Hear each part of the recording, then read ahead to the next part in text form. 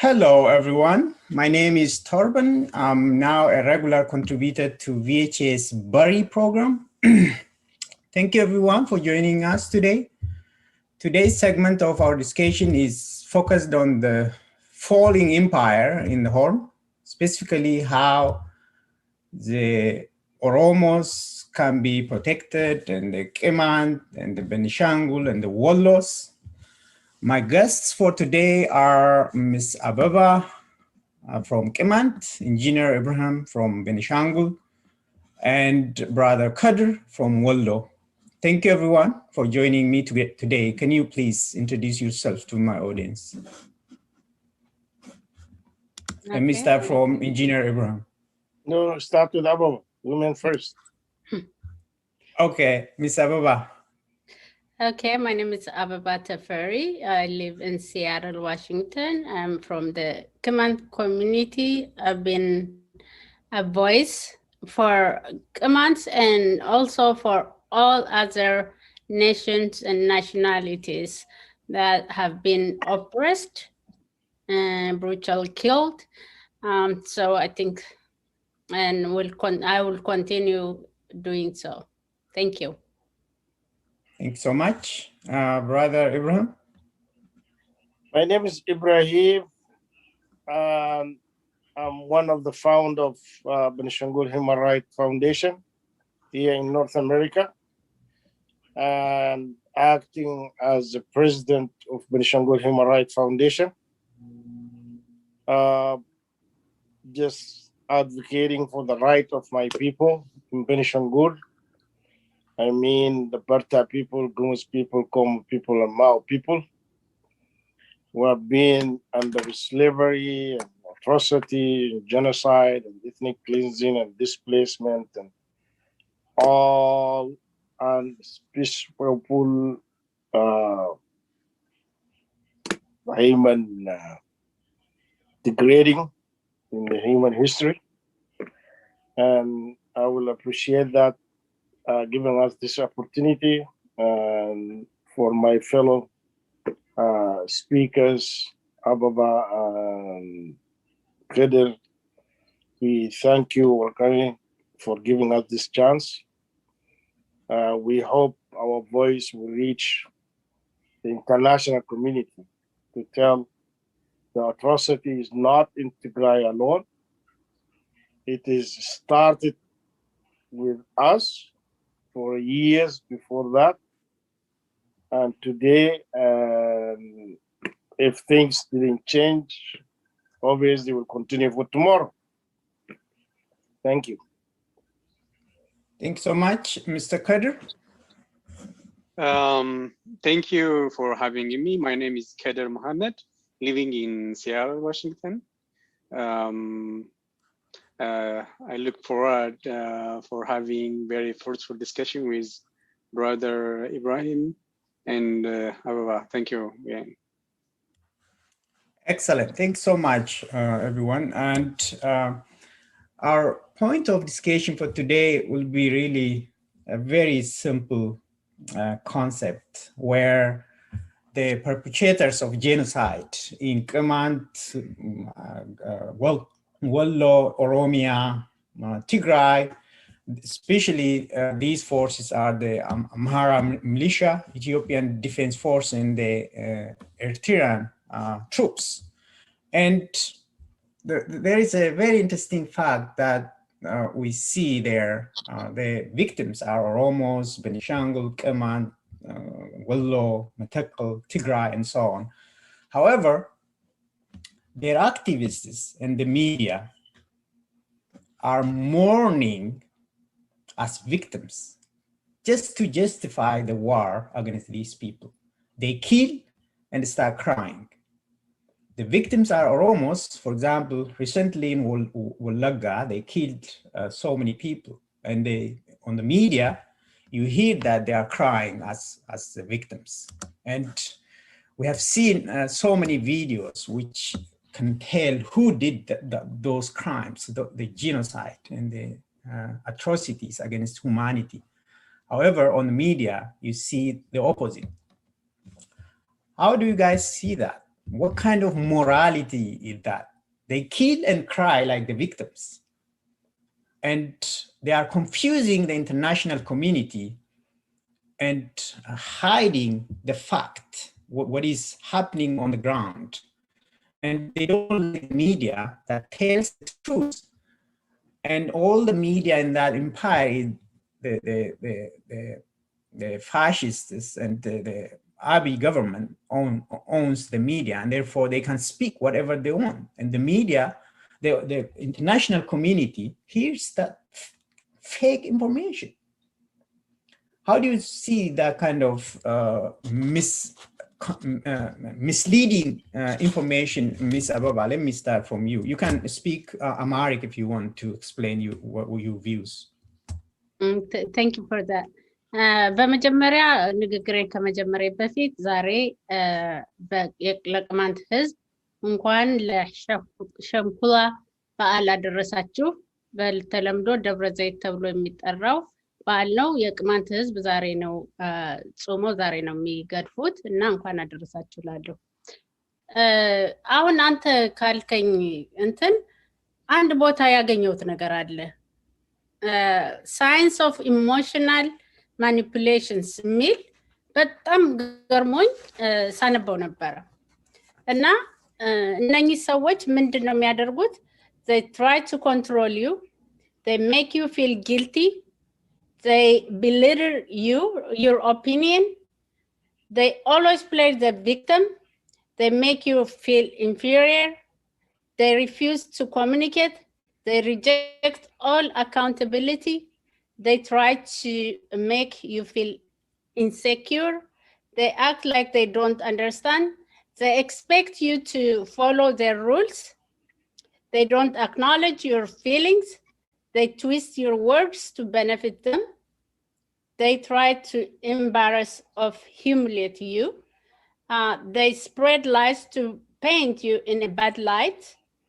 They leave you feeling crazy and confused. They turn their insecurities into your flaws. They turn cold for not confirming to them. They try to inject fear in you to confirm to them. And number 19, they use your past to avoid their present wrongdoings.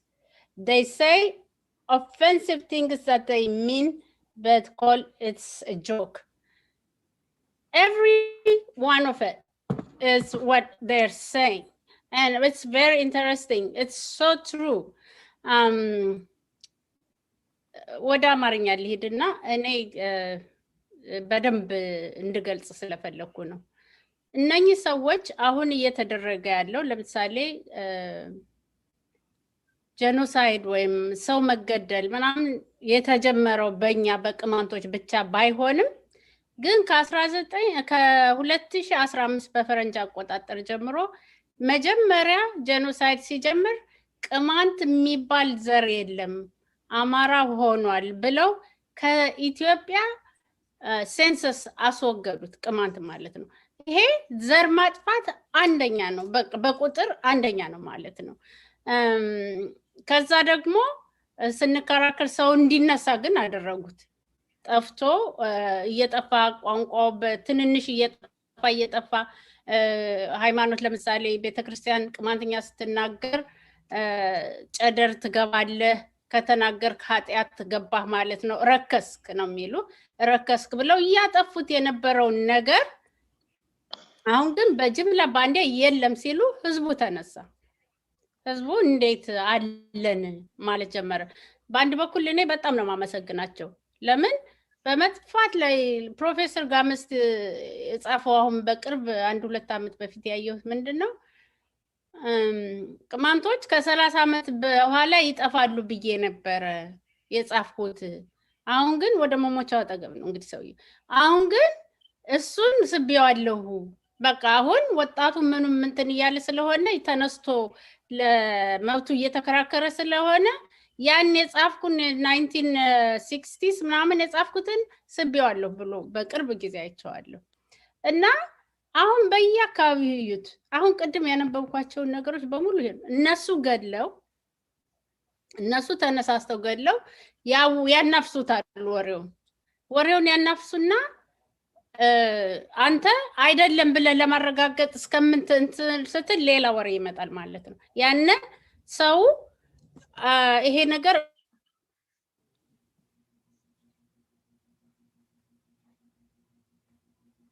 ድምፅሽ አንድ ይሰማል። አሁን ይሰማል። ኦኬ ሶ አይሰማም? ይሰማል። አውሮፕላን ሲያልፍ እዚህ ሰፈር እንደዛ ነው። ይቅርታ። ስለዚህ ምንድነው አሁን አንድ አካባቢ ብቻ አይደለም። በእኛ አካባቢ ተጀመረ፣ በጉምዝ ተጀመረ፣ ቀጠለ፣ እንዲህ ያለ በኦሮሞ በሁሉም አካባቢ፣ በወሎ፣ በመተከል፣ በሁሉም አካባቢ ተጀምሯል።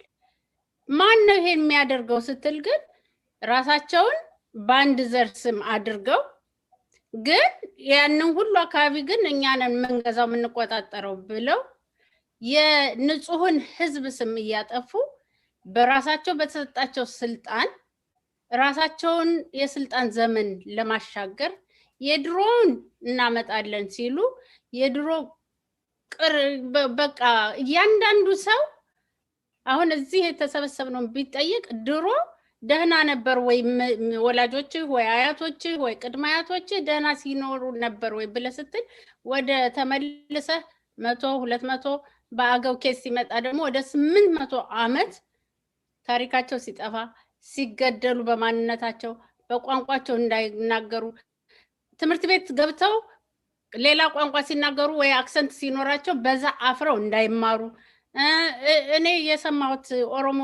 ኦሮሚያ አካባቢ ለምሳሌ ከአራተኛ ክፍል በላይ እንዳያልፉ በጃንሆይ ጊዜ ነበረ ትዕዛዝ ሁሉንም። አሁን በአሁኑ ሰዓት ያለው ምንድነው? እዩት እስኪ መተከል ሂዱ፣ ወሎ ሂዱ፣ ራሳቸው ገለው። እኔ ዛሬ ጠዋት ሰው ካላየሹ ብሎ ስሰማ ሰንብቼ ነበረ። በገጀራ ከትክተው ወደ አምቡላንስ ይዘው ሲወጡ በገጀራ ሲዘዋወር ነበር ቪዲዮ፣ ግን ማየት አልችልም። ዛሬ ጠዋት ካላየሹ መናገራችሁም አሉ እና ከፍቼ ሳየው ምንድነው የመጣብኝ?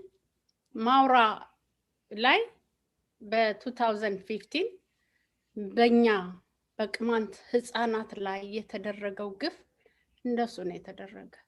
ሰው በገጀራ እኔ እንስሳትም እኮ እንትን ይልልሃል ነክሶ ገሎ እኮ ዞር ይላል። ይሄ ግን ከትክተው እኔ በቃ ሳስበው ሁሉ አሁን እንትን ይለኛል ማለት ነው። በጣም ይዘገንነኛል። እንደዛ የሚያደርጉ ሰዎች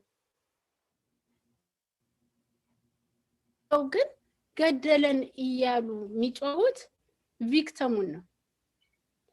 መልሰው ወደዛ ነው የሚያደርጉ። አይታችሁ እንደሆነ ሌላው ሰው ሲገደል ወጦ የሚጮህለት የለም።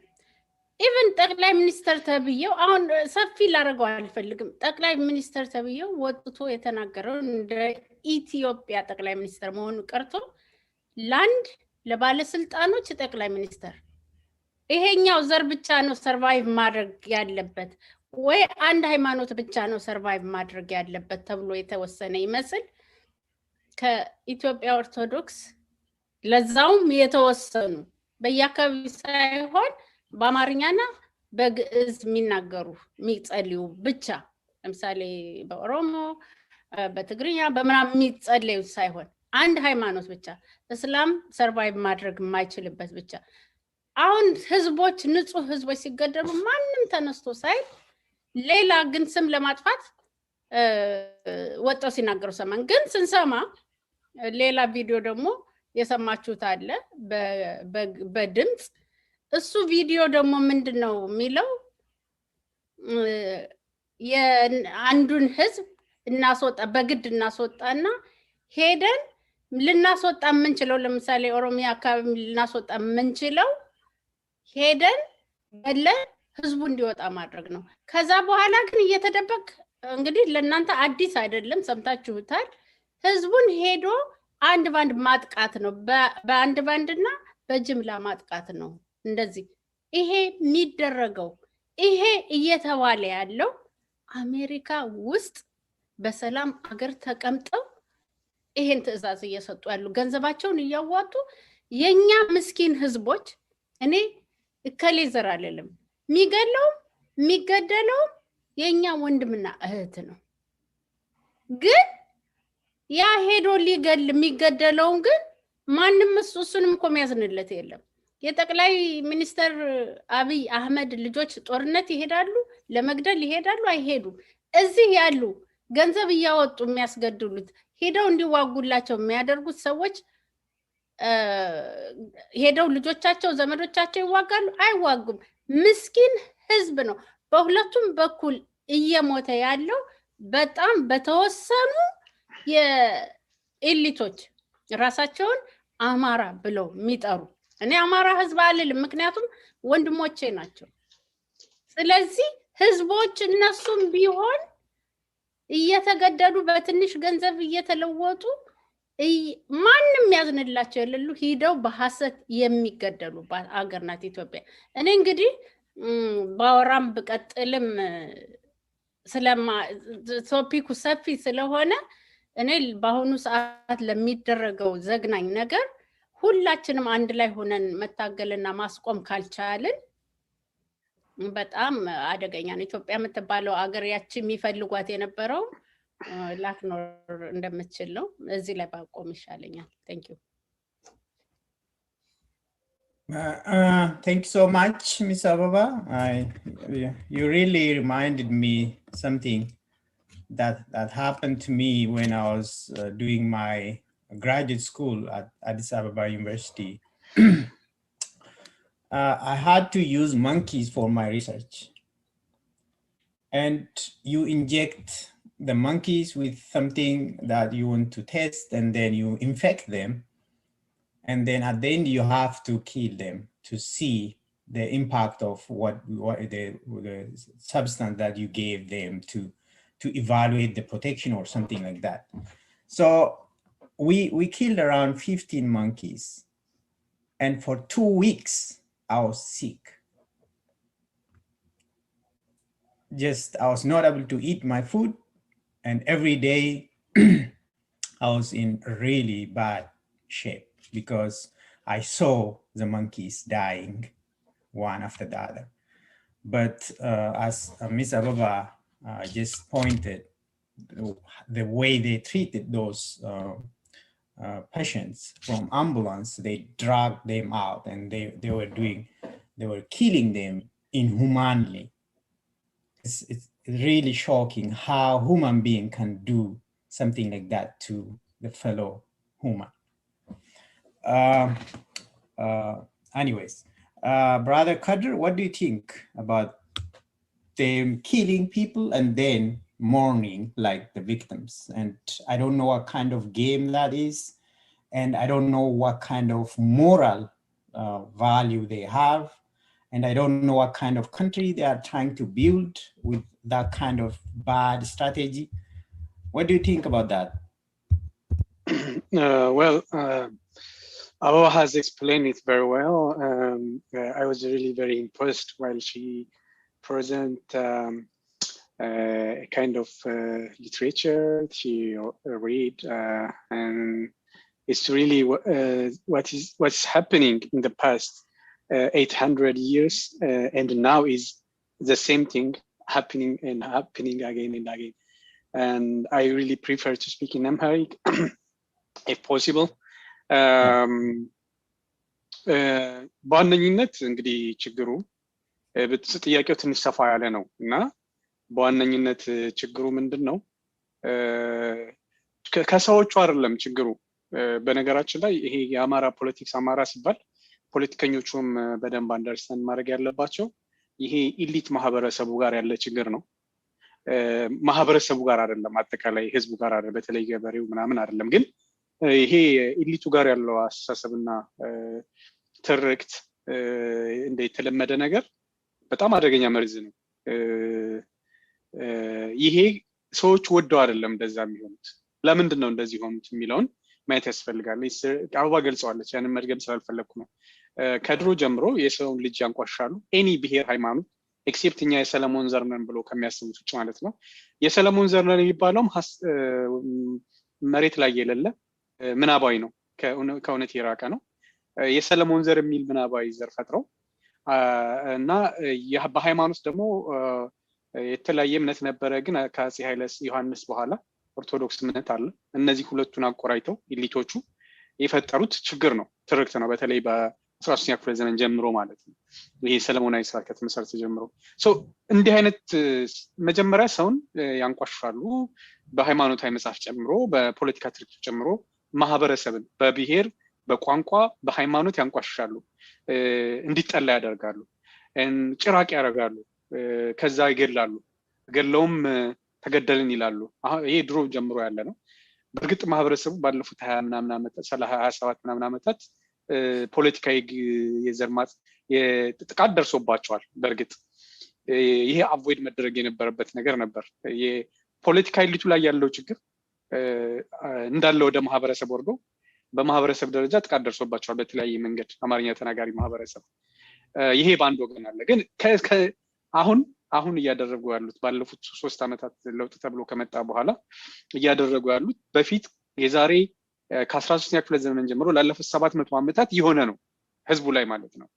አሁን ብዙ ሰው ኦሮሞ እንደዚህ ተበድለዋል፣ ሙስሊም እንደዚህ ተበድለዋል ምናምን ሲል አይገባውም። አሁን አብረን በጋራ እየኖርን አይደለን፣ እኔ እኮ ጎረቤቴ ነው፣ አብረን እንበላለን ተምረን ምናምን ይላሉ።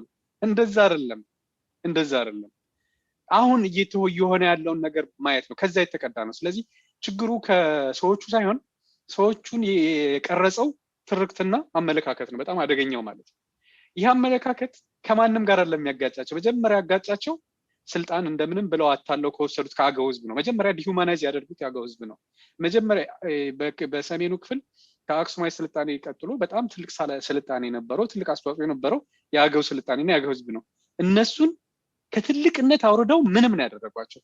ዲሁማናይዝ አድርገው ስነልቦናቸውን ጎርቶ ኢንፌሪዮሪቲ ውስጥ በብዙ መልኩ ማለት ተቋማዊ በሆነ መልኩ እና ከዛ እየቀጠለ ነው ሄደው አካባቢ ያለው ቅማንቱም ምንም ወይጦ ምናምን እያሉ በማህበረሰብ ደረጃ አንቋሻሉ። ከዛ ሙስሊሙ በጣም ግፍ የቀመሰ። ይሄ እንግዲህ ሰሜኑ ላይ ብቻ ነው የምነግርህ። ወደ ደቡብ ሲሄዱ ደግሞ ይህም ተመሳሳይ ነገር ይሆናል። ስለዚህ ከድሮ ጀምሮ ያለው ችግሩ መንስኤው ከሰዎቹ አይደለም። ሰዎቹ የዛ ለርንድ ነው፣ ተምረውት ነው የተማሩት። የት ነው? ሃይማኖታዊ ትምህርት ላይ አለ፣ ፖለቲካዊ ትርክት ላይ አለ። ስለዚህ እነዚህ ትርክቶች መነሻቸው ደግሞ 13ኛ ክፍለ ዘመን ላይ የተተከለ በጣም መርዘኛ ትርክት ነው። እሱ መስተካከል መወገድ አንለስ ሰዎቹን ሁሌም ብንረግም እነሱ ጋር በሚፈጥሩት ችግር ቀውስ ምናምን ህዝብ ያልቃል እንጂ ምንም የሚለወጥ ነገር የለም። ከዛ ጀምሮ ብሔራዊ እርቅ ብዙ ጊዜ ብሔራዊ እርቅ ይባላል። አላማቸውም ይሄ የብሔር ጥያቄ ያለን ብሎ የሚያስቡትን ወደ መሀል ማምጣት ወይም ወደ እነሱ ማምጣት ነው። ከዛ ዘለል አይደለም። እንደዛ አይደለም።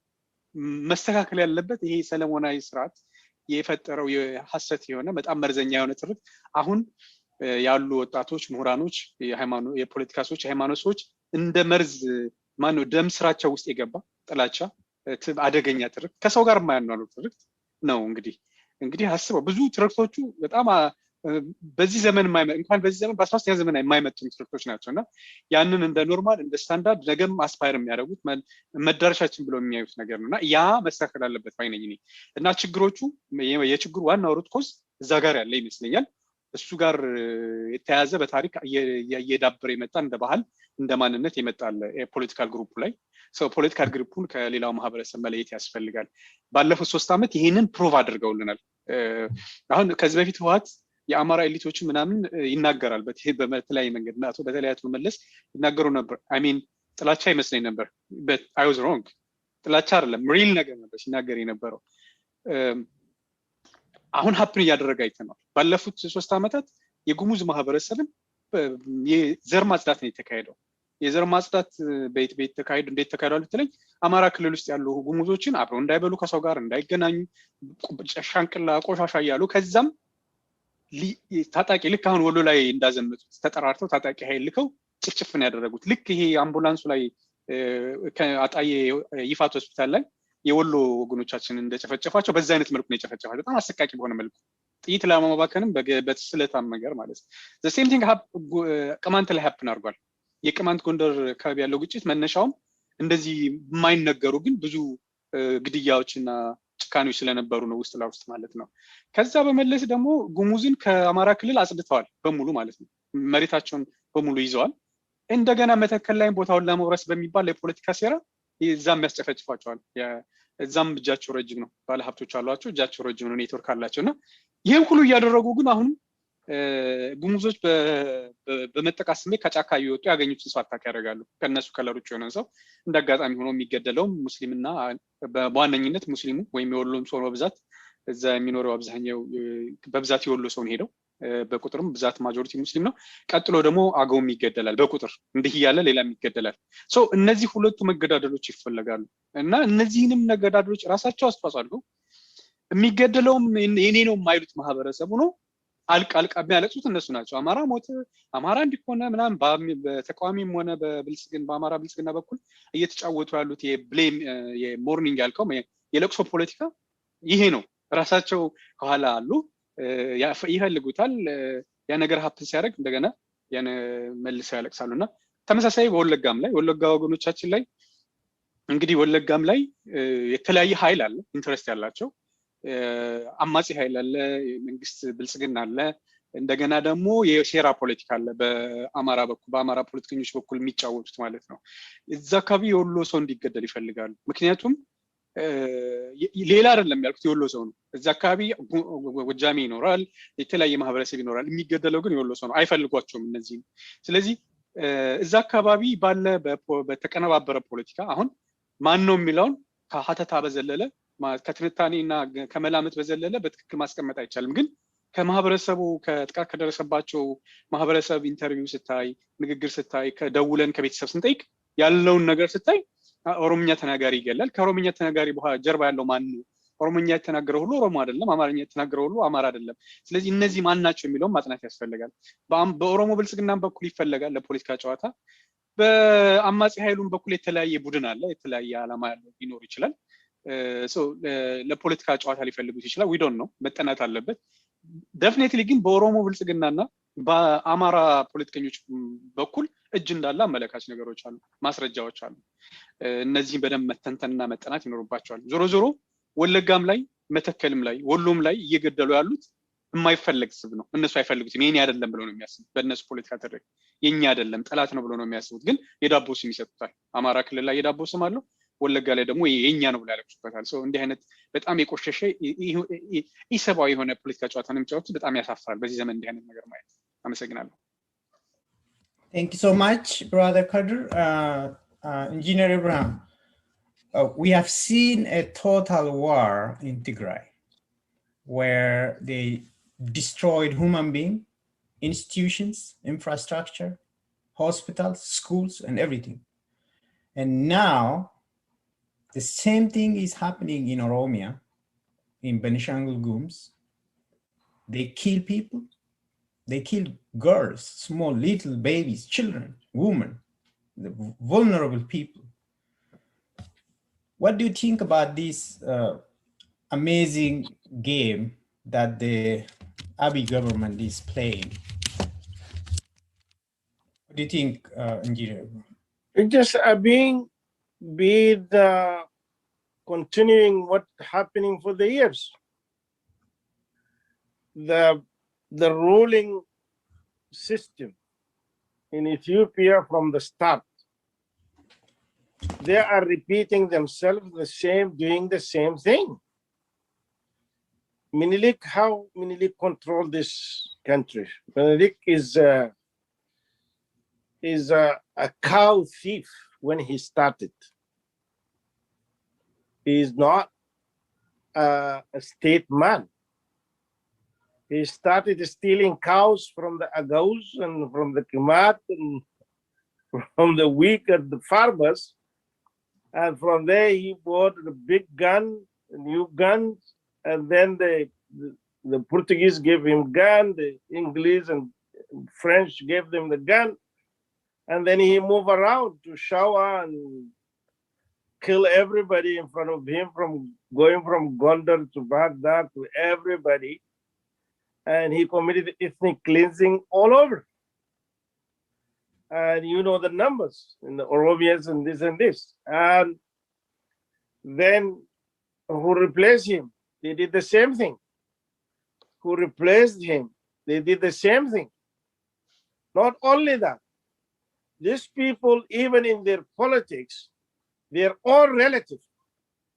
They don't let them to go. If you have brothers and you are a king, the first thing to do, get rid from your brothers.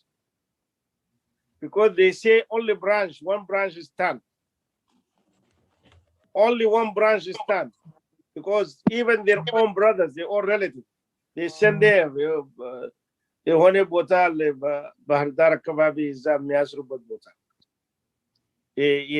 royals family.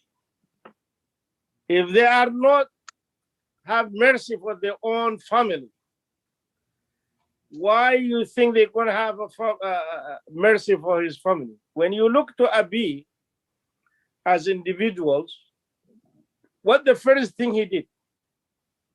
When he came to power, he told us he's Team Lamma. Who's Lamma? It's Lamma Magarsa, the guy who promoted him to the power.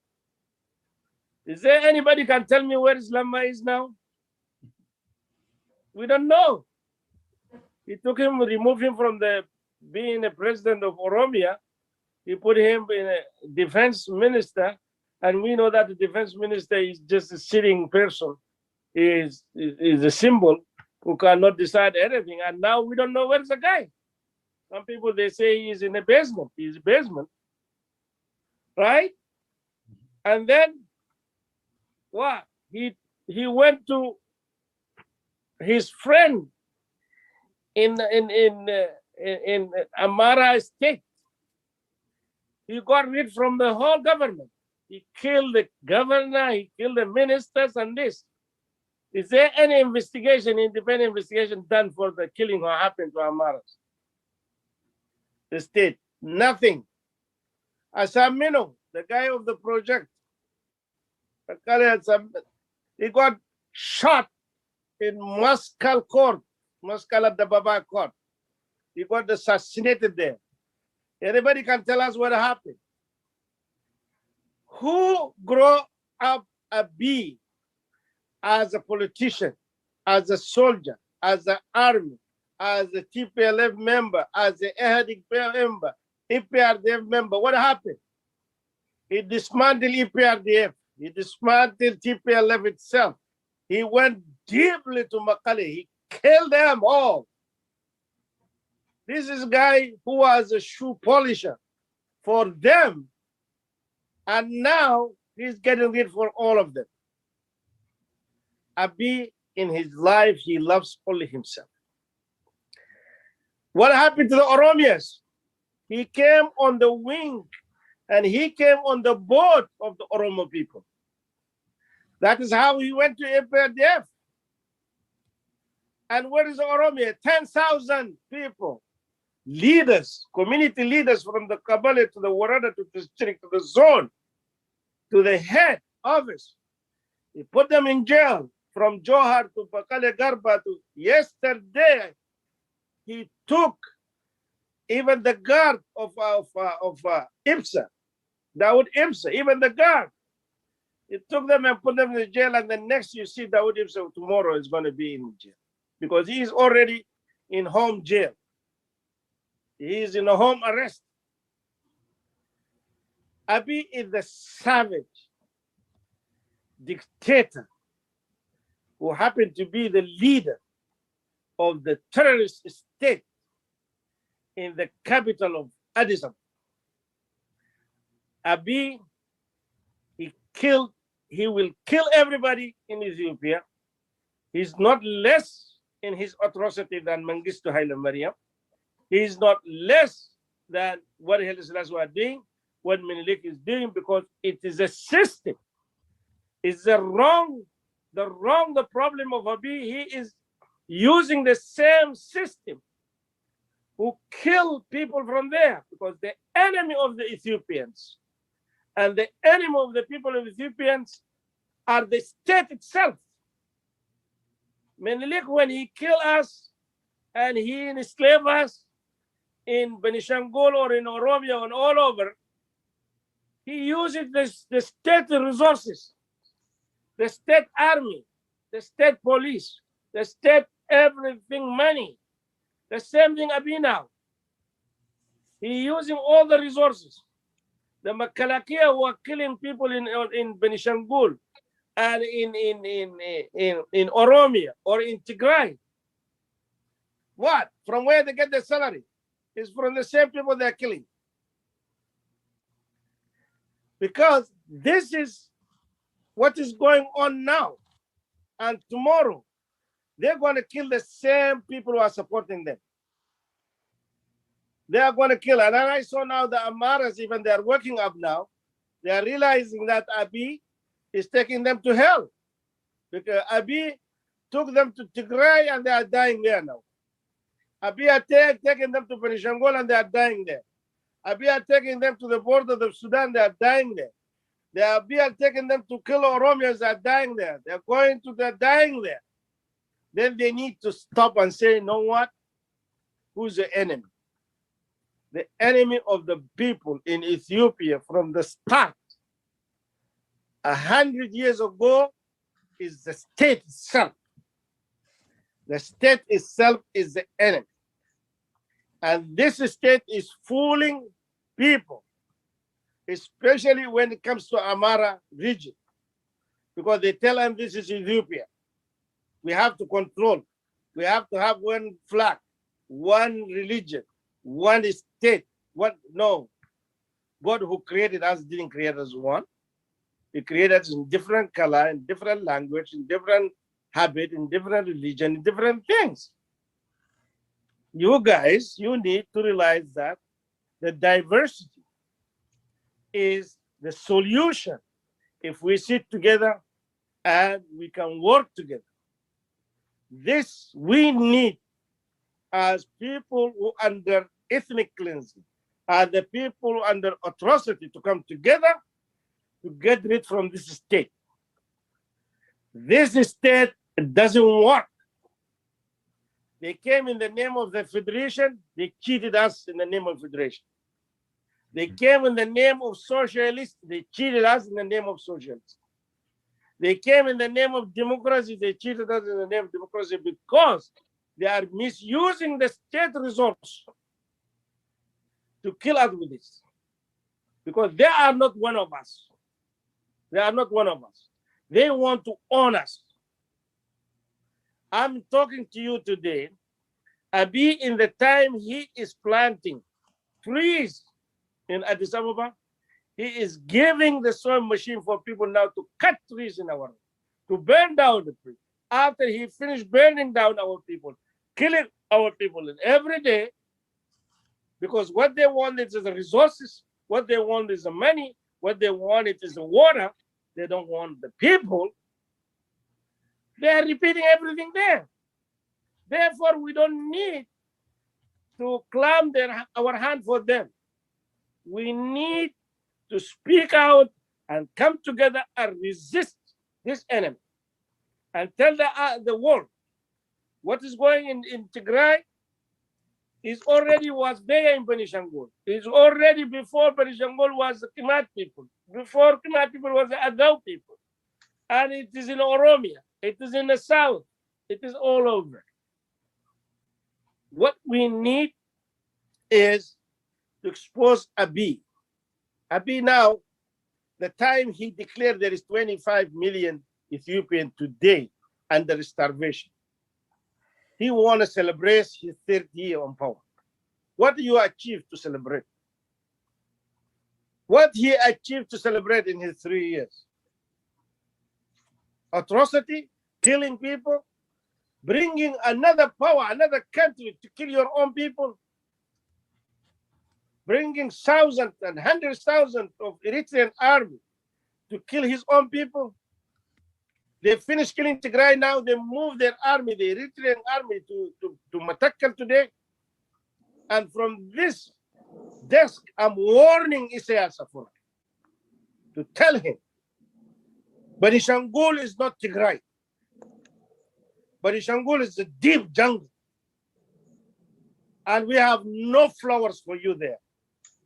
It's better to get out your savage army from our land. Otherwise, what happened in 1999, you're going to cry. I will tell this. We don't allow anybody without our permission to come to our jungle there. We tell you this. From this desk, I'm telling Isaias Afwerki and all his mercenaries to get out from our land. That land is belong to us. You want to come us through the door, you are welcome. If you are coming with your gun and you think you own us there, no. You will be our lunch. Interesting. Thank you so much, Engineer Abraham. Ms. Ababa, I have a very interesting information from Amara Lijoch Mawaya chat room. They said, our goal is to establish independent Republic of Amara. IRA ብሎ ሰይሞታል። IRA መመስረት አማራጭ የሌለው የፖለቲካ ጥበባችን ነው ብለዋል። በቆራጥ አማሮች ክንድ ነፃ መንግስት እውን ይሆናል፣ ጭፍጨፋው ይቀጥላል ነው የሚሉት። እንግዲህ ጭፍጨፋው በኦሮሞ ላይ ያየን ነው፣ በቅማንት ላይ ያየን ነው፣ በመተከል ላይ ያየን ነው፣ በሁሉም ህዝቦች በትግራይ ላይ አየን። እንግዲህ the goal is to establish independent Republic of Amara. So that is why they are killing non-Amara citizens in the Amara region, especially the Wollo. They were the highest victim of the recent days, and we have seen similar atrocities against Kemant and Ago. And Ms. Ababa, let me explain it for you in Amharic. በአሁን ሰዓት ኢትዮጵያ የምትባል ኤምፓየር ልትነሳ ወደማትችልበት ከፍተኛ ኪሳራ ላይ ነች። ምክንያቱም በአገሪቱ በርካታ ስፍራዎች በተለይም በትግራይ፣ በኦሮሚያ፣ በቤኒሻንጉል፣ መተከል፣ ቅማንት፣ ወሎ ከፍተኛ የጦር ወንጀሎች፣ የዘር ማጥፋት ዘመቻና የዓለም አቀፍ የሰብአዊ መብት ጥሰቶች የምታይባት አገር ሆናለች። ይህ ደግሞ አሁን በስልጣን ላይ ያሉትን ሰዎች እንደሚያስጠይቅ አንጠራጠርም። እንግዲህ እነሱ ኢንዲፔንደንት ሪፐብሊክ ኦፍ አማራን ለመመስረት እየሰሩ ነው፣ ሰዎችን እየገደሉ ነው። ኢቭን ቅድም አንቺ የጠቀስሽው ቪዲዮ አማራዎቹ መጨፍጨፍ አለባቸው፣ ሌሎች ክልል ያሉት መግደል መቻል አለባቸው የሚለውን እኔ ቪዲዮውን ሰምቻለሁ፣ ግን በጣም የሚደብር ቪዲዮ ስለሆነ ያልጨረስኩትም። እንግዲህ በእንደዚህ አይነት ስትራቴጂ ኢትዮጵያ ልትኖር አትችልም። ኦሬዲ ወድቃለች፣ ልትኖር አትችልም። ሶ የሌሎች ህዝቦች የቅማንት፣ የወሎ፣ የኦሮሞ፣ የቤኒሻንጉል፣ የጋምቤላ ኢጣፋንታ ምን መሆን አለበት? እነሱ ኢንዲፔንደንት ሪፐብሊክ ኦፍ አማራን ቢውልድ ለማድረግ ሰዎችን እየገደሉ ነው። ግን ብዛታችን ስናይ የኦሮሞ ብቻ close to 2/3 of that empire. Add Benishangul, add Wollo, add Kemant, and then it goes up to 90-95%. So what will be the fate of these people? If they are killing, are they going to eliminate all these millions of people, or how are they going to establish independent Republic of Amara? Ozora Baba.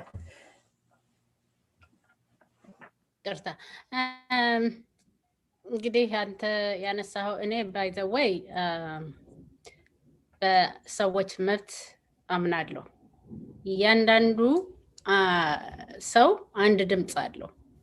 ስለዚህ እነሱ ኢምፓየር መሰረታለን ካሉ ያ እኛ እንደግፋቸዋለን ግን አካሄዳቸውን ነው የተቃወመን ያለ ነው ሌላውን ገድሎ ሌላውን አጥፍቶ የሌላው መሬት ነጥቆ አይደለም ኢምፓየር መመስረት ያለበት ነው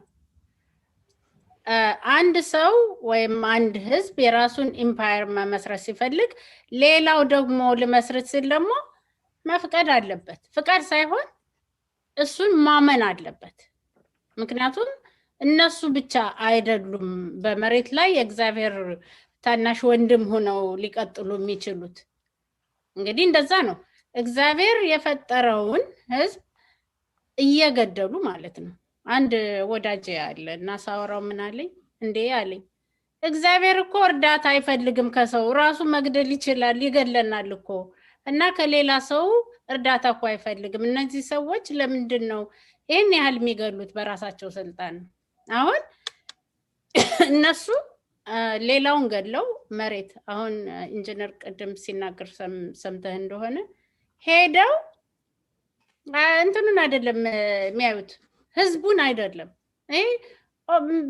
በተደጋጋሚ የምንሰማው ነው ህዝቡን ሳይሆን መሬቱን ሀብቱን እዛ የሚገኝበትን ነው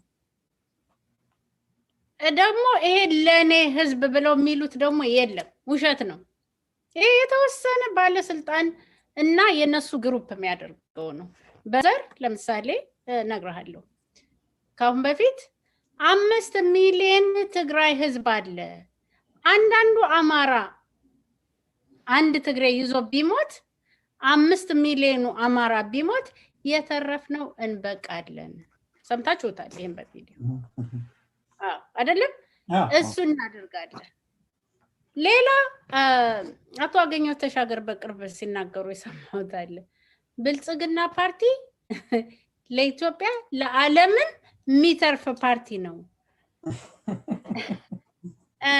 ያስመሰክራል ኢስት አፍሪካንም እንደዚህ ስም ያስጠራል ብልጽግና ፓርቲ ሊጋል የተቋቋመ አይደለም አይታችኋል ተሰብስበው ፕሬዝዳንት መርጠዋል ጸሐፊ መርጠዋል እንደሱ አይታችኋል በህግ አልተፈነ እና የሌለውን የሚያስቡትን አየህ እኛንን በቃ እኛ ስላልን ነው እኛ ብልጽግና ፓርቲ ብለናል ብልጽግና ፓርቲ ነው በቃ አሁን ለምሳሌ በምርጫው ዙሪያ በምን አይተ እንደሆነ ሌላውን እያሳደዱ የኦሮሞን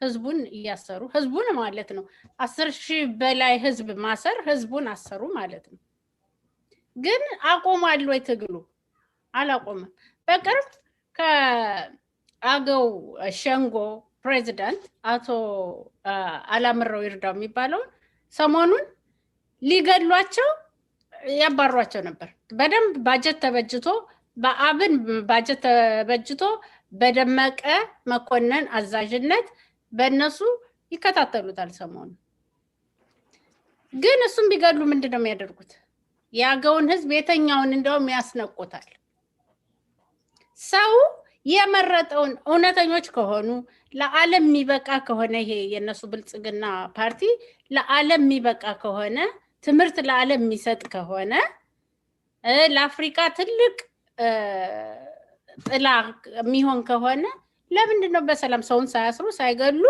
ያን ውድድር ማይወዳደሩት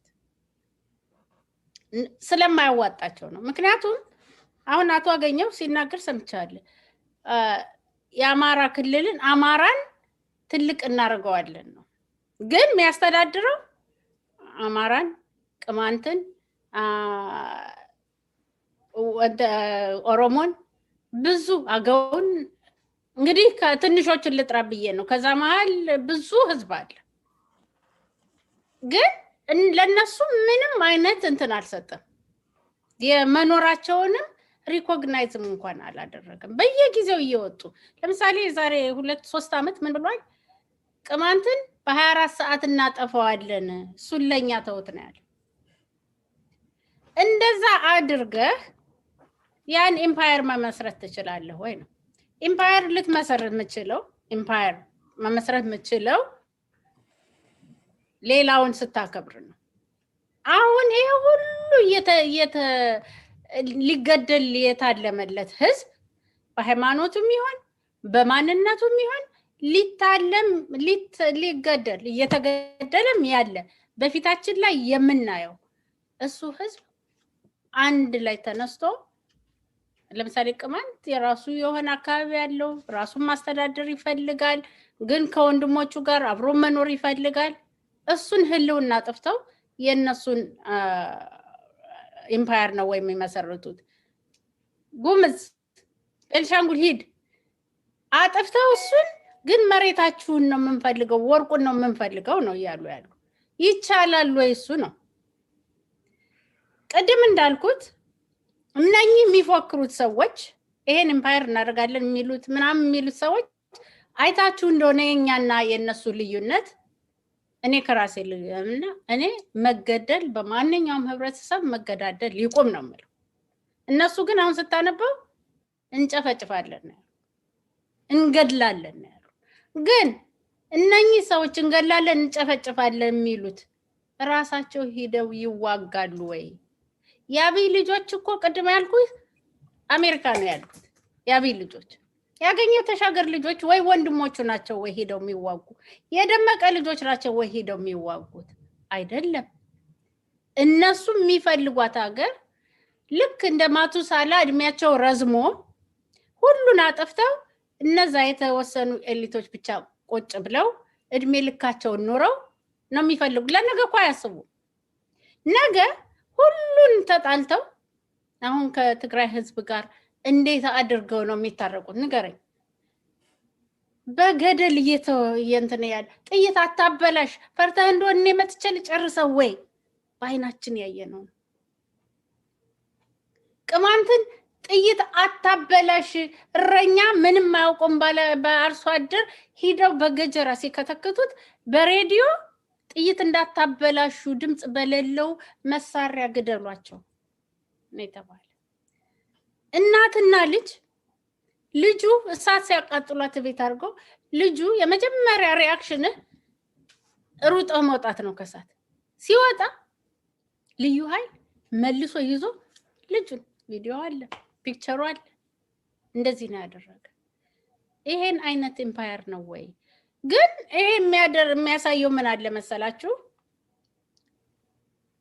የቅማንትን መሬት ካልወሰዱ የአገው መሬት ካልወሰዱ የቤንሻንጉል የጉምዝ መሬት ካልወሰዱ አልፎ ደግሞ የኦሮሚያን መሬቱን ይፈልጉታል ለምን ለምለም ነው ወርቅ አለው ይሄ ብቻ አይደለም እኮ በዚህም እና በደቡብ ጠቅላይ ሚኒስተሩ እኮ ያለው የአማራ ልዩ ኃይል ብንፈልግ ጅጅጋ ምን ሰደዋለን እኮ ነው እዛ ሁሉ እኮ ታስቧል ስለዚህ የተራ ቀደም ጉዳይ ነው እንጂ ለሁሉም ታስቦለታል ማለት ነው እነሱ ብቻ የተመረጡ ሰዎች እኔ ደጋግም የምለው ይሄ ግን ህዝቡን አይወክልም ህዝቡን እኔ እንትምለው ወላጅ አለ ወንድም አለ ሄዶ ሲገደልበት ልጁ በግድ ሄዶ ሲገደልበት ጥያቄ ለምንድን ነው የማይጠይቀው እንዴ ልጆቻችን በስነ ስርዓት እንኳን የማይረዱ ናቸው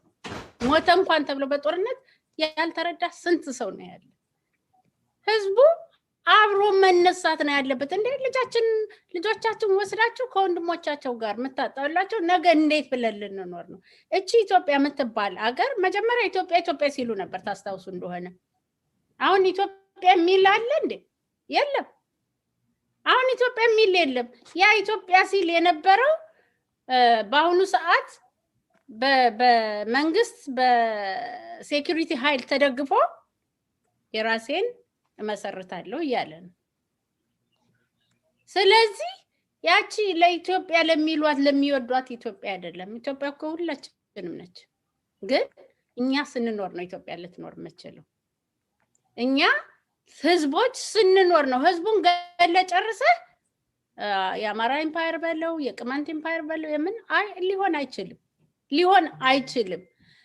እያንዳንዱ የሚያደርጓት ነገር እንዴት ነው ድምጽ ይኖረው ይሆናል እኛ ልናቸንፈው አንችልም ብለው የሚያስቡትን ወይ መግደል ነው ወይ ማሰር ነው ወይ ማጥፋት ነው። ይሄን እኛ ብቻ ሳንሆን ዓለም አሁን እያወራው ያለ ጊዜ ነው። የኛ ስራ በወሬ አይደለም። በወሬ እነሱ ሲያወሩ ከነሱ ጋር እኩል ወደታች መውረድ የለብንም።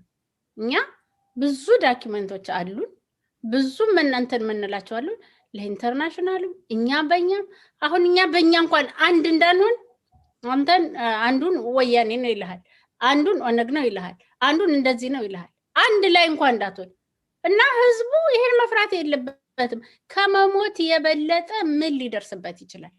ልጆቹ ሳይዳሩ ሳያገቡ ትምህርታቸውን ሳይጨርሱ ልጆቹ በገጀራ እየተከተከቱ እንትን እያሉ እየተገደሉ ጉምዝ ላይው እጃቸውን እንኳን እንትን አድርገው እጃቸውን ወደ ኋላ አድርገው ሰው መሆናቸው ቀርቶ ሲጨፈጨፉ በአይናችን አይተናል። ደመቀ መኮንን ነው መጥቶ አስታጥቆ እሱ ሲወጣ እነዚህ ህዝቦች የተጨፈጨፉት። ጉምዞችን እኮ እኔ በጣም ደጋግሜ የምለው አበራ አዳሙ የሚባለው እኮ እኛንን ያስተማርናቸው።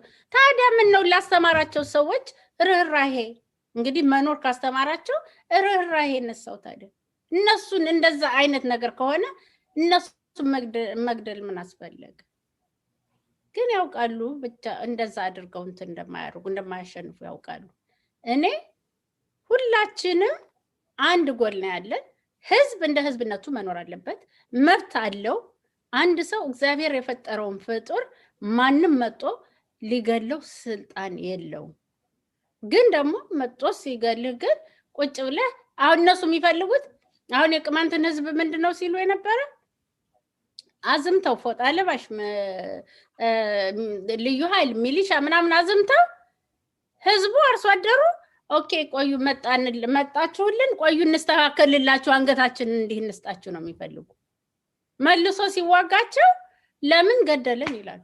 መሄድ የለባቸው። ማንም ሰው ከነሱ ሄዶ የገደላቸው የለም። ማንም እኔ ማውቀው እነሱ እየሄዱ ነው። አሁን በጉምዝ ሄዱ፣ በትግራይ ሄዱ፣ በአፋር ሄዱ፣ በምን ሄዱ፣ በሁሉም እየሄዱ ነው። ግን ስትሄድ ደግሞ አንተ ፕሮቴክት ስታረግ ቤተሰቦችን ፕሮቴክት ማድረግ ስላለብህ ዝም ብለህ መሞት ስለሌለብህ ሰልፍ ዲፌንስ ይባላል እዚህ ሀገር። ለምሳሌ እቤት ደጃፍ እናንተ የምታውቁት ነው። እዚህ ሀገር አሁን ያለውበት ሀገር ሰው እቤትህ ደጃፍ ከገባ ብትገለው አትጠየቅም፣ ፍርድ ቤትም አትሄድም። እነሱ እያደረጉ ያሉት እሱ ነው። እዚህ ላይ ወይዘሮ አበባ የሚገርመው ነገር ሊገሉ ታጥቆ ሂዶ እዛ የሞቱት ንጹሃን ሰዎቻችን ሞቱ ብሎ ነው የሚያለቅሱት። ግን እዛ ነዋሪ የነበረ ህፃን ሴት ልጅ ምንም ነገር ትጥቅ የሌላቸው ሰዎች ሲሞቱ ኦነግ ሸኔ ሞቴ ነው የሚሉት። ለምሳሌ ወለጋ ሸኔዎችን ጨፍጭፈን መጣን ብሎ አንዱ ሲናገር ተሰምቷል። ለምሳሌ ወለጋ ውስጥ ምን አይነት ኢሞራሊቲ ነው? አንደኛው barbaric savage killing ሰውን ሲገሉ it's not really በጥይት ቢገሉ ይሻል ነበር። እንደገና ደግሞ የሞተው የነሱ ሰው ነው የሚሆነው። ከሞተ በኋላ ሳይሞት ኦነግ ነው፣ ሲሞት ደግሞ አማራ ክርስቲያን ነው የሚሉት። ምን ጨርሰሻል ወይዘሮ አበባ? ቅርታ አቋረጥኩሽ። አይ ምንም ችግር የለውም። እኔ አሁን በተደጋጋሚ አማራ ሲባል እኔ እንትን አይደለም። ለምሳሌ እነሱ የሚጠቀሙበት ነው። እሱ ቅድም ስናገር ሰምተህ እንደሆነ እሱ እነሱ የሚጠቀሙበት እንትን ነው። ገብቶሃል? ለአማራም አይሆኑም እነኚህ ሰዎች። ይሄን ቪዲዮ ስሙት ፕሊስ። በጣም ሄዳችሁ አማራውንም ገድላችሁ እንዲወጣ አርጉት ነው ያሉት። ኤግዛክትሊ። ስለዚህ ለአማራ እኮ አይደለም እነሱ የሚያስቡት፣ ለአንድ ለሆዳቸው ለስልጣናቸው ነው እነሱ የሚያስቡት። ለነገም አያስቡም። አዎ እሱ እኮ ነው ቅድም ያልኩ። ለምሳሌ ይናገሩና አንተ እዛኛው ሳታጣራ ለምሳሌ የሴቶች ኪድናፕ ተደረጉ ተባለ። እነዛ ሴቶች ሰልፍ ተወጣ፣ ቀይ መስመር ተባለ፣ ምን ተባለ። ግን መጨረሻ እነዛ ሴቶች ማን ደብቋቸው ተገኘ? የት ተገኙ? ከዛ በኋላ ይቅርታ ያለ ሰው አለ? የለም። ልክ በዛው ልክ ደግሞ ሌላውንም እነሱ ኤኒዌይ ይሄ ተደረገብን ካሉ ያረጋሉ ማለት ነው። ይሄም መጠንቀቅ አለበት ህዝቡ። አስቀድመው ያወሩና ልክ ያን የተባለውን እዚህም ሀገር እኮ የሶሻል ሚዲያ እንትን አላቸው ተከፋዮች እኮ አሉ። በቃ ይሄ የሚያራግቡ ልክ እንደዛ ሲሆን ሰው መጠንቀቅ አለበት። ምክንያቱም ያን ነገር ሊያደርጉ በመስመር ደርሷቸው ነው ማለት ነው። አመሰግናለሁ። በጣም አመሰግናለሁ ወይዘሮ አበባ። ወንድም ከድር ወደ አንተ ልምጣና ወይዘሮ አበባ ያነሳችው ጉዳይ አለ። They were telling us about Ethiopia, and now in their chat room they are talking about establishing independent Republic of Amara. What do you think about that? Ethiopianism is just a license to loot and kill people, but the purpose is to establish independent Republic of Amara. What do you think? መልካም አባ በደንብ አድርጋ ገልጸዋለች። ሲጀመር ይሄ አማራ ነፃ ሀገር የሚባለው ማን ነው? አማራ ወደሚለው ይወስደናል። አማራ ማን ነው ስንል አማራ የሚለው አሁን ትክክለኛው ማንነት ካየን ወሎ አካባቢ ይኖሩ የነበሩ ክርስቲያን ሃይላንደር የሚኖርበት ቦታ አማራ ይባላል። የሆነ ቦታ ትንሽ ቦታ ማለት ነው። ደቡብ ወሎ ቦረና አካባቢ የአማራ ሳይንት አካባቢና ክርስቲያን ሃይላንደር ማለት ነውና ከዛ ነው የመጣው። እነዛ ቦታ ላይ ይሄ ዘር ሀረግ አይደለም። እነዛ ሰዎች ዘር ሀረጋቸው አማራ አይደለም። የሚኖሩበት አካባቢ ነበር አማራ ተብሎ የሚጠራው ክርስቲያን እንደማለት ነው። ኤቭሪባዲ ሰሜን ክፍሉ ላይ ክርስትናን ሲቀበል አማራ ነበረ፣ ኢንክሉዲንግ ትግሬዎች ማለት ነው። ትግረኛ ተናጋሪዎች ለምሳሌ አፄ ዮሐንስ አማራ ነበሩ። ትልቅ በቤተ ክርስቲያኒቷ ያው ትግሬ ስለሆኑ ብዙ ነገራቸው አይጎላም እንጂ በእነሱ በኩል አሁን እሳቸው አማራ ሆነው በነበር በቃ ሚኒሊክ አይነሱ ነበር። በቤተ ክርስቲያንም በሀገር ለነሱ በሚፈልጉት መልክ ያደረጉት አስተዋጽኦ ማለት ነው። ለመጀመሪያ ጊዜ ይሄ ተዋህዶን ኦርቶዶክስ ስታብሊሽ ያደረጉት እሳቸው ናቸው። የተለያየ ኦርቶዶክስ ሴክቶች ነበሩ። ክርስትና ብዙ ሰው አስገድደው ክርስቲያን ያድርገዋል። ሙስሊሞችን በተለይ ቅማንቶችም ሌሎችንም ጨምሮ ማለት ነው። እንዲህ ነገር አድርገውላቸዋል። ግን በሃይማኖት መነጽር ከነሱ ፍላጎት አንፃር ማለት የሚፈልጓት ኢትዮጵያ የሚሏት የዘች አይነት ሀገር ስለሆነ ከዛ አንፃር ጥሩ አድርገዋል። ግን ትግሬ ስለሆኑ አይኮላም። በተቃራኒው አሁን ክሊርሊ ካየ ነው አሁን እና ራሳቸውን አማራ ብለው የሚጠሩ ሰዎች አማራ አይደሉም። አሁን ይሄ የአማራ ማንነት የ29 አሁን 30 ሊሞላው ነው የ29 ዓመት ጎረምሳ ማንነት ነው። ይሄም ጎረምሳ በሐሰት ላይ የተመሰረተ ማንነት ነው። ወጣቱ ማወቅ አለበት። ብረስት ስለሚያደርግ ነው። ሊቃዡ ምናምን ሊያስቡ ይችላሉ፣ ግን አደጋ የሚፈጥሩት ራሳቸው ላይ ነው። ቅድም አበባ እንዳለችው አንደኛ ትርክቱ አደገኛ ነው፣ እምነት አስተሳሰቡ አደገኛ ነው። እዛ ላይ ነው እንግዲህ ደግሞ በሐሰት ላይ የተገነባ ማንነት ገንብተው እንደገና ደግሞ አገርን መሰርታለን የሚልም ቅጅ ውስጥ ያሉ አሉ። ኖርማሊ ኢትዮጵያ ማለትም በእነሱ መነጽር በእነሱ ይሄ አማራ ሴት እንደሚሉት ማለት ነው። እንደዛች አይነት በእነሱ መልክና ቅርጽ ፍላጎት ብቻ ይሄ ሰለሞናዊ በሰት ላይ እና በጥላቻ ላይ የተመሰረተ ትርክት ላይ የተገነባውን ነገር ነው ማየት የሚፈልጉት። ራሳቸውን ነው ኢትዮጵያ ላይ ማየት የሚፈልጉት እና የኢትዮጵያን የሚል በፖለቲካ በሃይማኖት ደግሞ ሶሪ እንግዲህ ቅር ሊላቸው ይችላል አንዳንድ ወገኖች። በሃይማኖትም በሁለቱ ጭንብሎች ነው አገሪቱን ሪሶርስም ሞቢላይዝ እያደረጉ እየተጠቀሙ ያሉት ማለት ነው። ምንድነው አማራ ማን ነው ካልን ክልል 3 ላይ አማራ የሚባል ማንነት የለም። አሁን አማራንን እያሉ ያሉት አማርኛ ተናጋሪ የጎንደር፣ የጎጃም፣ የሸዋ ክፍል እንዲሁም ወሎም ላይ አማርኛ ተናጋሪውን አማራ የማለት እንትን አለ። ይሄ አይሆንም። አደጋ እንደሚያመጣ ልንገርህ። ለምሳሌ አገው አማርኛ መጀመሪያ የተፈጠረው ወሎ ውስጥ ነው። በአገው ስልጣኔ መጨረሻዎቹ ዘመናት ጊዜ ነው። የወሎ አገዎች ናቸው የፈጠሩት። ያደገውም ወሎ ውስጥ ነው። አማርኛ ኦሪጂናሊ የነበረው ወሎ ውስጥ ነው። ይሄ ክርስቲያንን ኤሪያውም አማራ የሚባል ማህበረሰብ ወይም አንድ ሰው ከየትኛውም ሃይማኖት ወደ ክርስትና ሲቀየር አማራ ሆነ የሚባለው ማህበረሰብ ያነበረውም ወሎ ውስጥ ነው። ኢቭን ጎጃም እና ሌላው ኤሪያ ላይ በቅርብ ነው ክርስትና የተቀበሉት። አማራይዝድ የሆኑት በቅርብ ነው። አማርኛ ግን በአማርኛም በዛው ልክ ከ13ኛው ክፍለ ዘመን ጀምሮ ከሰለሞን ጋር አብሮ እያደገ ሄዶ ሞር ኦፍ ከአፄ ምኒልክ ኢትዮጵያን ከፈጠሩ በኋላ ነው በሞር በሁሉም ሀገር በሁሉም ክፍል የተሰራጨው። ስለዚህ ጎጃም ውስጥ ብናይ ለምሳሌ ኦሪጂናሊ የተለያየ ማንነት የነበራቸው ህዝቦች ናቸው። ኮኔሽናሽ አሉ፣ አገው አሉ፣ የጎጃም አገዎች አሉ። አብዛኛው ጎጃም የጎጃም አገው አብዛኛው ጎጃም ፓርቲ እና ደግሞ ወይጡ አሉ። አሁን ማንነታቸውን ቀይረው ሲንቋሽሹ ሲባሉ የነበሩ ማህበረሰብ ማንነታቸውን ቀይረው አማራንን የሚል ወጣት አፍርተዋል። ወይም አሁን እንደዚህ አይነት ሴንስ ዴቨሎፕ ተደርጓል። ግን አይሰራም፣ ምክንያቱም ስለማይሆን ነው። ይሄኛው እነሱ አማራን የሚሉ ኮንሴፕት እና የጎጃም አካባቢ ያለውን የቅባት እምነት የሚከተል ማህበረሰብ ክፍል አለ። ወይም በፊት በጣም ከባድ መስዋዕት የከፈለ እና በማንነት ወይጦ የነበረ ማህበረሰብ አለ። ከዛ ጋር የሚጋጭ ነው፣ ከራሳቸው ጋር የሚጋጭ ነው ይሄኛው ትርክት። ስለዚህ ጎጃም ላይ ካየን አብዛኛው አገው ነው ወይም ደግሞ ወይጦ ነው ምናምን፣ ሌሎች ማንነቶች ማጣት ይቻላል። በጎንደር ምስሌ እንደዛው ወደ ጋፋት፣ ፈርጣ ምናምን እንደዚህ አይነት ማህበረሰብ ነው። ቅማንት፣ ቤተ እስራኤሎች ምናምን እንደዚህ እያልክ የተለያየ ማህበረሰብ ነው የምታወጣው። እና አማራ የትኛው አማራ ነው አማራ ሴት ፎርም የሚያደርገው? በዚህኛው ዴፊኒሽን ከሄዱ እነዚህኞቹ ይነሳሉ። አፍኗቸው ነው እንጂ አሁን የቅማንትን ማንነት ህዝቡን የማጥፋት ማንነት ስራ ሲሰሩ ነበር፣ የማጥፋት ማንነቱን የማፈን ስራ ሲሰሩ ነበር።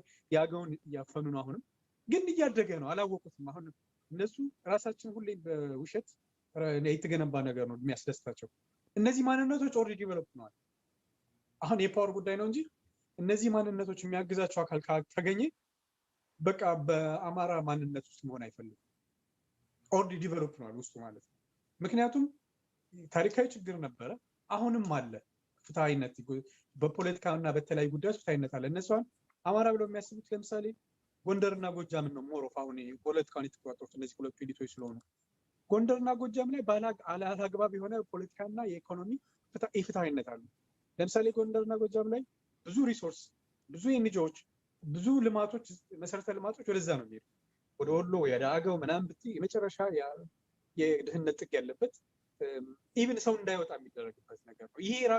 ይሄ የሚሰሩት ነገር ራሱ አሁን አብሮ ያኗኑርም እንኳን ያለፈው ነገር ተሰምቶ እና ይሄ ነገር በመጨረሻ ላይ የሚጎዳቸው እነሱን ነው። አንደኛ አይሳካም፣ ከቅዥት ያለፈ አይሆንም። ሁለተኛ የሚፈነዳው እዛው ራሳቸው ጋር ነው። መጨረሻ ላይ እነሱን ብቻ ሳይሆን ሌላውንም የኢትዮጵያ ሕዝብ እስከዛሬ ከነሱ አካባቢ በወጡ ገዢዎች አጼዎች ግፍ ሲደርስበት የነበረ የኢትዮጵያ ሕዝብ አብረው ሌላ ተጨማሪ መስዋዕት ያስከፍሏል፣ ልክ አሁን እንደምናየው ማለት ነው። እና ይሄ መሰመር ያለበት ነገር ነው። የማይሳካ ቅዠት ነው። ሁለተኛው መስተካከል ያለባቸው ነገር ብዬ የማምነው ወለጋ ላይ ያለው ግድያም እንደዚሁ በጣም አደገኛ ነው። 3 ዓመት ሙሉ አክቲቭሊ የወሎ ሰዎች እየተገደሉ ነው። ግልጹ መነጋገር ስላለብን ነው። እየተመረጡ የሚገደሉት ከወሎ ሰዎች ናቸው። ከወሎ ሙስሊሞች ናቸው በብዛት የሚኖሩበት ቦታ ነው እና ወለጋ ላይ ብዙ አይነት ማህበረሰብ ይኖራል። ከወሎ ውጭ በጥቂት ይሞቱ ይሆናል። ከወሎ አካባቢ ያሉበት ውጭ ወሎ አካባቢ ያሉት ግን ይገደላሉ። እዛ አካባቢ የወሎ ሰው እየተገደለ ነው። አዘሴም ታይም በተመሳሳይ እዚህም አማራ ክልልም ውስጥ ጎንደርም፣ ጎጃም፣ ወሎም አሁን በዚህ በቅርብ ጊዜ የጀመሩት ባለፈው የዛሬ 2 ዓመት አካባቢም እንደዚሁ ጨፍጨፍ ፈጽመዋል፣ ወረራ ፈጽመዋል። ስለዚህ የወሎ ህዝብ እየተጠቃ ነው እና የወሎ ህዝብ የምናይበት መነጽር የራሱ የሆነ እንትን ያለው ህብረ ብሔራዊ የሆነ ህብረ ሃይማኖት የሆነ አገውን ጨምሮ በጣም ትልቅ ስልጣኔ ኢትዮጵያ የሰሜንና ኢትዮጵያ ማህበረሰብ ሜልቲንግ ፖይንት የነበረ ትልቅ የስልጣኔ አስተዋጽኦ ያደረገ ህዝብ ነው። በተለይ ጤናማ የሆነ ፖለቲካ እንዲመጣ የእነሱን ጨቋኝ ገዢዎች በማረቅ በማስተካከል በመታገል እነሱ ወደ ደቡብ ሂደው ሌሎቹን እንዳይገሉ እንዳያፍኑ እነሱን እዛው በመያዝ በመታገል እዛ መስዋዕት በመሆን አንዳንዴም ለ74 ዓመት በማስተዳደር እነሱ አስተዋጽኦ ያደረገ ማህበረሰብ ነው። አሁን ያ ማህበረሰብ የተገደለ ነው እና በዛም በዚህም በኩል በሁሉም በኩል ጥፋቶች አሉ። እነዚህ መታረም አለባቸው ባይነኝ ነኝ። መልካም። እዛ ወለጋ ውስጥ የሚገደሉ ሰዎች ልክ እንደ ኤክስፐሪመንት ለፖለቲካ ድራማ አክተሮቹ የሚጠቀሙባቸው ሰዎች ናቸው። ምክንያቱም ሰውን ገሎ ህዝባችን ሞተ እዛ ገደሉብን ብሎ በሚዲያ ላይ ወጥቶ መነጋገሪያ አሪስት እንዲሆንላቸው ስለምፈልጉ ነው። ኦኬ ወደ ወንድሜ ኢብራሂም ልመለስና brother Ibrahim, how do you reconcile the fake license of Ethiopianism with the real purpose of establishing independent Republic of Amhara? As you know, they use Ethiopianism. No, they already have a state. They are the ruling state since Menelik time. Right. What they want, maybe they want to change the name because they kept changing the name all the time. The name started with Abyssinia, and they found that Abyssinia is a bloody, they committed a lot of atrocity and genocide and ethnic cleansing against us as indigenous people. They went deeply even to the south there. They said, no, let's go and borrow the name Ethiopia from the Sudanese, because the name Ethiopia originally is the Sudanese name. And then they found that the history is a very nice history about Cushitic and it is in the Bible. They say, you know what? The Sudanese, they left this name, we're going to take it. That is why Haile Selassie, when he was a refugee in Sudan, he got that name and he changed it in 1944. Now Ethiopia doesn't work because under the name Ethiopia also there is a lot of atrocity being committed. There is a lot of genocide and ethnic cleansing have been committed within Ethiopia. They say, you know what? It's time to get the title of this, to bring it up to Amaras. And I'm sure if they got a chance also, they're going to commit the same thing because the tail of the dog never change. You can't make it straight. It's always the way it is. That is how. Whatever the name they're going to take, the substance is the same.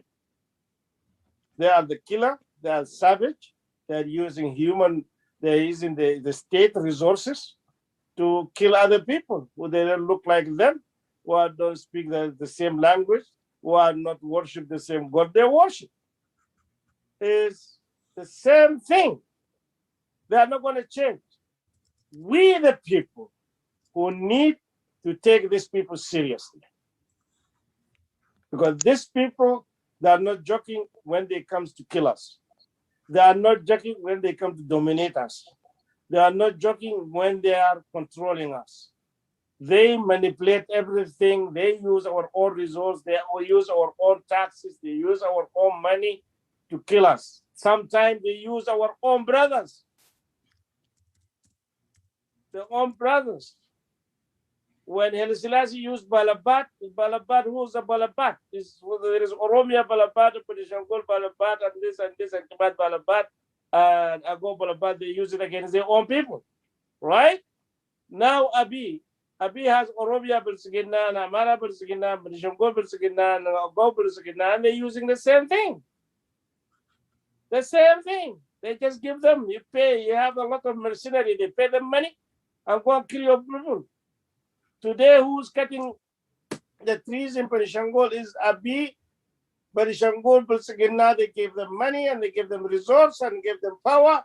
And the young kids who never even finished high school, they gave a nice car, 4-wheel drive cars with the beautiful girls. And you saw what is going in Addis Ababa. They give them condominiums. They give them what? Free. Go on in the evening, you can drink free in any bar. I'm going to kill Oromos. Is that? They use our own people, our own money, and go and shoot them, kill them. Because this system has to continue like that. The only way to stop is when people, they come together. The only way to stop when we say enough is enough.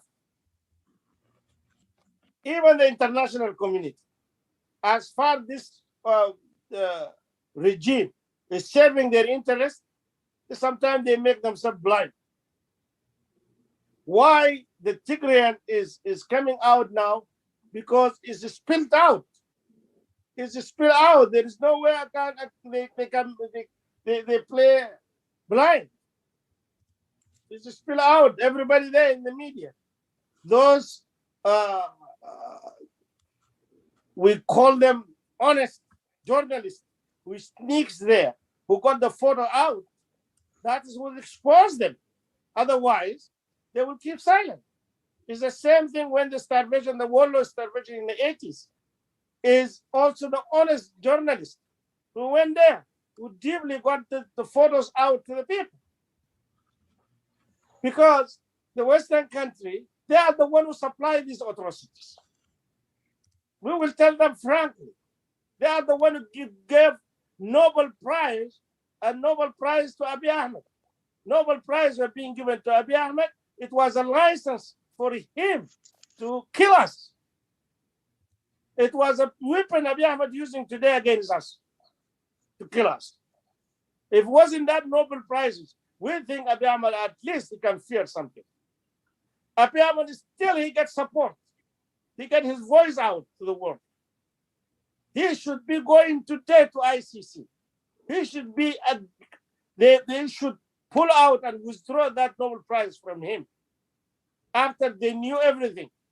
The G7 now, they said, Abiy Ahmed, you did this and this. Okay, why they're waiting? Why they're waiting that Nobel Prize for him?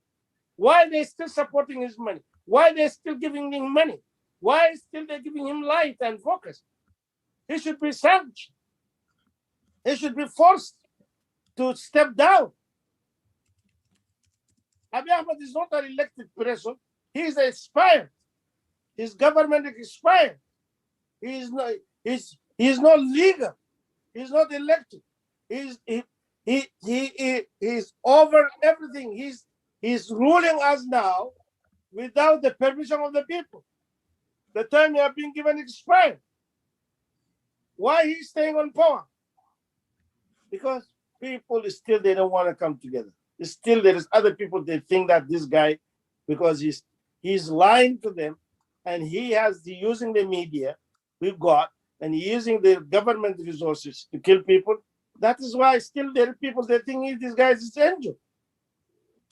But he's not. He's an evil. He has to go. And he has to go today, now. He has to step down. He has to go and face his crime because he's a war criminal. He is a war criminal.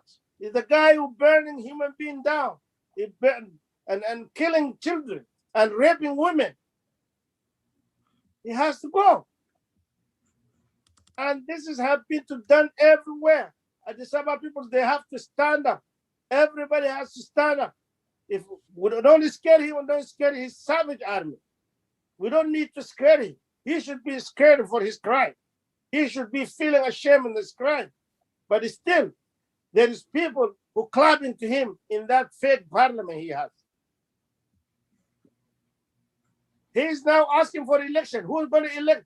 If all the leaders are in jail or in exile, who's going to elect him? Who's going to compete with him? Is Abiy Ahmed competing with Abiy Ahmed? Balsagina is competing with Balsagina.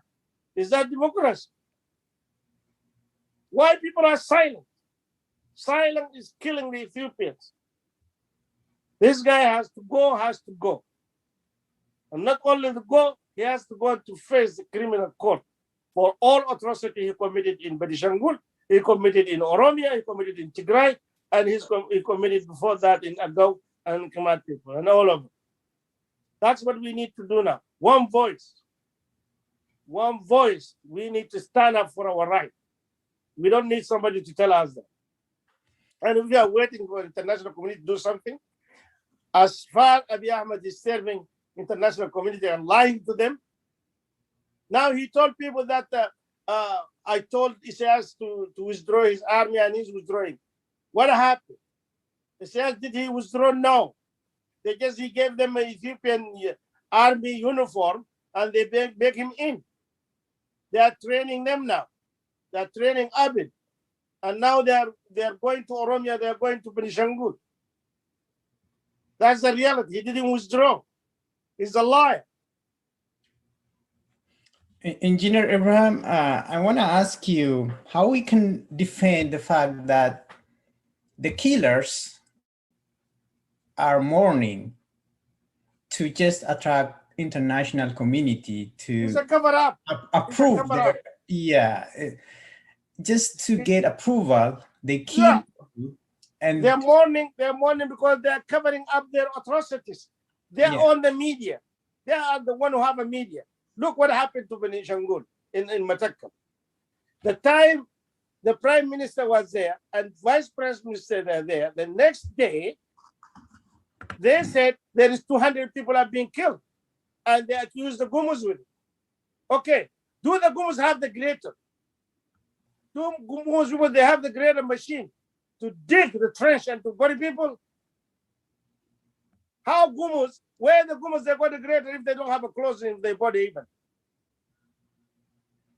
Do the Gumus people, they have the automatic rifle gun? Yeah, if they said people kill what by the spear, yes. By the arrow, yes. But who got the automatic machine who kill 100 people, 300 people in a second, and then open the trench and bury them in mass? Is that the Gumus people? Who got that machines? Who opened the things? Why you didn't bring your doctors and your investigation and see how these people got killed and who are they? How come even didn't respect the dead? There is a Christian got killed there. The Muslim got killed there. There is and non-Gumus and Gumus are being killed there. Why you didn't make a different grave for them? Why you didn't respect even this death? Why you didn't send the independent Jawe people in Jawe massacre in 2019, 2012? What happened? The massacre was in April. And May and June, 3 months continuous, people are being killed and their house burned down. Is there any day Abiy Ahmed he even condemned that in the media? Is there any day he talked about it? Is there up to date 3 years now? He sent any investigation, any independent investigation, even the government investigation, even their own human rights advocate, Daniel or others, even the media, none up to date. Then that is why we say the killer is the government. The who bury the people as the government. Who manipulate and crime as the government body and their own media. Because they own the media, they own the gun, they own the resources, they own the greater machine who are burying people with it and dig the trench for the mass grave. It's them. Well, actually, they told that they were preparing a month ago. You remember the Meke Mokonnen was saying that the Amaras should be prepared and we have to arm our people to fight. That's what he said, and nobody object about that. And then see what is happening in Benishangul, in Kiman, and Matakal and Walaga. Okay. But they have disarmed. Nobody is armed in Walaga, for example, except the Amaras. And they purposely buy and store guns in like Orthodox church and distribute in the night to their people, and they kill, and they call meetings in the evening, and whenever the people coming out of their house, they start shooting. That's what happened in Walaga. Every Savannah today in Matakal or in Asosa in Gamashi, every Savannah today is a training ground for armies. Yeah. I've been giving them gun. Damak is giving them gun. Adamo Abarra is giving them gun. And all of them now is ready to get rid of these slaves and barriers and this. I will tell you now. I will give you even the name of the Savaras. Where they were the training. Under the government eyes. The government uniform. Yeah. The rifle, they give them everything, ammunition, go and kill people. And then after they kill, they come and cry. Because they never consider us human beings. They never. If they Yes. consider us a human being, then at least they have no kind of mercy with us. Yes, And this is sir. what I'm telling here, brother Khidr. He is, if he is representing the Wallo community. When Wallo came to our land in Benishangul in the time of the 80s when Mengistu Haile Mariam brought them there, we welcomed them with every generosity. We welcomed them. Not only that, even some of us, we left our compound to them, our houses to them, our mango trees to them, our field to them. But who started discrimination is the government itself. The time they gave them seeds and tractors and cultivated their land for them, in that time, they deprive us. When they buy them cows, buy them animals, yeah, they deprive us. They gave them seedlings, they deprive us. Not only that, they kick us out from our own land. Not only that, they give them gun and shoot us. Okay, if you accept all this, and you can sign up for all this, why people they can have that reaction on the people they are able to defend themselves? This is my land. I welcome you here. And I gave you, the government gave you all privilege. Even they built the school there and the hospital there and everything there. And they left us with nothing. We say, okay, just leave us to live alone in our jungle with our monkeys. We don't care. You know what? Animal kingdom, we are the same things. We've been living together with them. Now we have no problem. But even this one, they don't know. They are cutting our trees now. They are filling our caves now with waters. Even the caves where we hide our crops, they burn down our crops. Now they're arming them. All the settlers now they're arming them. To do what? Get rid of this. You need, guys, I appreciate that you spoke down for this, but we need more voices like you. Not like 360, not like 360 or ISAT and all those who are taking side. This is get them, rid them. This is Sudanese, kill them. Yeah, we are Sudanese with our land. We are not just Sudanese like this. We are Sudanese with Bahardar, we are Sudanese with Gondar, we are Sudanese with Mtoto, we are Sudanese with all these lands ours. We are the indigenous people have been exist here from the time God created this land today. Yes, we don't deny that. We are proud Sudanese of this. We have a history we are proud of. We have instances where we're proud of it. Yeah. There is so much to talk about. In that empire, there is a war crime going on. There is incredible human rights violation and ethnic cleansing going on in so many places. And we'll go back and talk about this, but we have to finalize our today's discussion. Thank you everyone for joining us today. This VHS Bari program comes every week. And with that, I would like to thank my guests, Miss Ababa, Engineer Ibrahim, Brother Khadr, and all our viewers. Thank you very much. Have a good night. Thank you. Thank you for having me. Thank you.